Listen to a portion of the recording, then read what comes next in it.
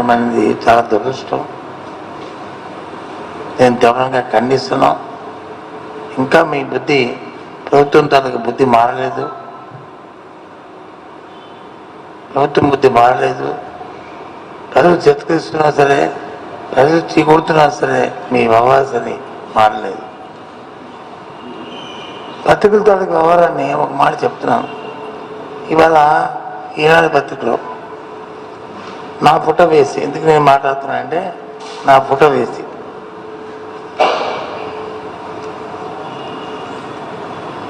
పోలీసులపై బస్సు బెదిరింపులు. నా రాజకీయ జీవితంలో ఇప్పుడు వచ్చి నన్ను ఎవరు బెదిరించలేదు, నేను ఎవరిని బెదిరించలేదు. ఏంటి ఏదో రంగరాజు గారు అయిపోయారు, ఆయన తత్వం అయిపోయినందుకు మనం ఇంకా వారసత్వాన్ని కూడా ఈ వారసత్వం వచ్చిందా ఏంటి? రాత్రులు నన్ను జరిగిన సంఘటనలో నేను గవర్నర్ గారికి కూడా లేఖ రాయిపోతున్నాను. నేను రేపు ఆ లేఖ కూడా మీకు విడుదల చేస్తాను. ఈ ప్రభుత్వం అతిగా ప్రవర్తించిన తీరు, పోలీసు శాఖ ద్వారా అతిగా ప్రవర్తించిన తీరు ఇవి రాశారు. నేను ఒక క్యాబినెట్ హోదా గల వ్యక్తిని. నేను రోజున అప్పలరాజు గారిని ములాఖత్కి వచ్చి జగన్మోహన్ రెడ్డితో నేను వెళ్దామని,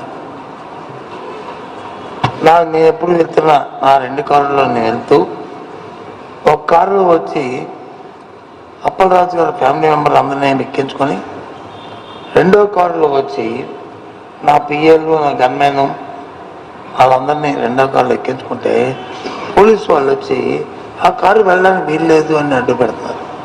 ఏమయ్యా ఏమిటి, ఎవరు చెప్పారు? అప్పటికే నేను ఎస్పీ దగ్గర నుంచి ఎస్పీతో మాట్లాడి, ఎస్పీ దగ్గర ఎస్పీకి చెప్పి సరే సార్ నేను ఇన్ఫార్మ్ చేస్తాను సార్ అని చెప్పి నేను బయలుదేరాను. ఎందుకంటే వ్యవహారం వ్యవస్థ తెలిసిన వాడిని నేను. పోలీసులు వచ్చి ఎక్కడెక్కడ అడ్డు పెడుతున్నాను, ఆటంకపరుస్తూ, అవమానపరుస్తూ నిన్న జరిగిన సంఘటన. 2 సార్లు మాట్లాడాను ఎస్పీ గారితో. వారు సౌమ్యంగా మాట్లాడారు, నేను సౌమ్యంగా మాట్లాడారు. వాళ్ళు ఓకే అన్నారు, నేను ఇన్ఫార్మ్ చేస్తామని చెప్పి అయిపోయాయి. కింద వాళ్ళకి వాళ్ళ విషయం పాస్ అయిందా లేదు, ఓవర్ యాక్షన్ చేశారా, అతిగా ప్రవర్తించారా విషయం లేదు. నేను గవర్నర్కి నేను అది కంప్లైంట్ చేయబోతున్నాను నాకు జరిగిన సంఘటన పట్ల. నాకు జరిగిన నిన్న ఆ ఊళ్ళో, ఎందుకంటే నేను కామెడీలో లేను, నేను ముందుగా నేను వెళ్ళిపోతున్నాను.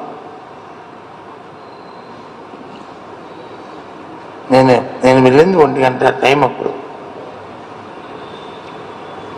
బయటికి పోయిపోవడం దగ్గర 1 గంట టైం. అప్పుడు నేను వెళ్తున్నా నా 2 వెహికల్స్, నువ్వు ఒకే వెహికల్ వెళ్ళాలని ఒక పోలీస్ ఆఫీసర్ వచ్చి, ఎవరో నాకు తెలియదు కానీ ఆయన వచ్చి అక్కడ అడ్డు పెట్టి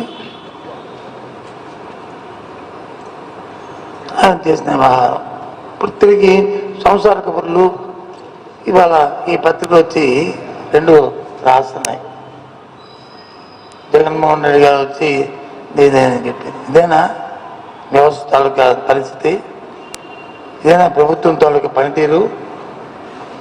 మళ్ళీ పైపెచ్చు నిన్న హోంమంత్రి గారు, మిగతా మంత్రులు మళ్ళీ వాళ్ళ స్టేట్మెంట్లు. కాలం ఎప్పుడు ఒకలాగా ఉండదు. రాత్రి అయితే పగల వస్తుంది, పగలైతే రాత్రి వస్తుంది. దయచేసి మనం చేస్తున్నాం. ఎందుకు నేను వాళ్ళు మాట్లాడుతుంటే రాష్ట్ర ప్రజలందరికీ తెలియాలి ఈ విషయం అని చెప్పి.